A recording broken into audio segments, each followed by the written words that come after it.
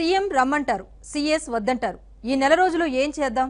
ఇది ఏపీలో ఐఏఎస్ అధికారుల్లో జరుగుతున్న చర్చ.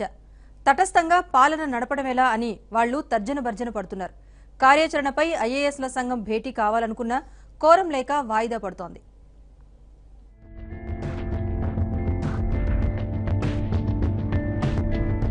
ఎన్నికల నియమావళి అమల్లో ఉన్న ఈ నెల రోజుల్లో ఏం చేయాలన్న దానిపై ఐఏఎస్ అధికారులు కొందరు తమలో తాము చర్చించుకున్నారు. ముఖ్యమంత్రి చంద్రబాబు వివిధ అంశాలపై సమీక్షలకు రావాలంటారని, సీఎస్ ఎల్వి సుబ్రహ్మణ్యం మాత్రం వెళ్లకూడదంటారని, ఇది ఇరకాటంగా మారుతుందని అభిప్రాయపడ్డారు.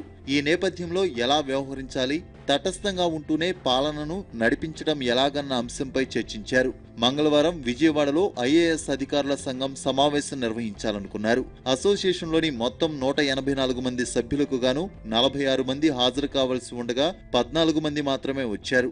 అధికారులంతా విధుల్లో ఉన్నారని, కోరం లేకపోవడంతో సమావేశాన్ని వాయిదా వేసినట్లు సంఘం ప్రధాన కార్యదర్శి ప్రవీణ్ కుమార్ వెల్లడించారు. తిరిగి ఎప్పుడు సమావేశం నిర్వహించేది మళ్లీ ప్రకటిస్తామన్నారు.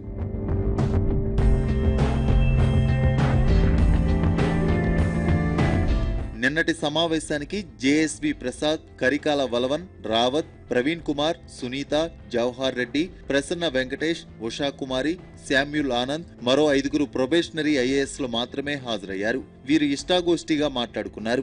ఐఏఎస్ అధికారుల వ్యవహారంలో రాజకీయాలు చోటు చేసుకుంటున్న విషయం వీరి మధ్య చర్చకు వచ్చింది.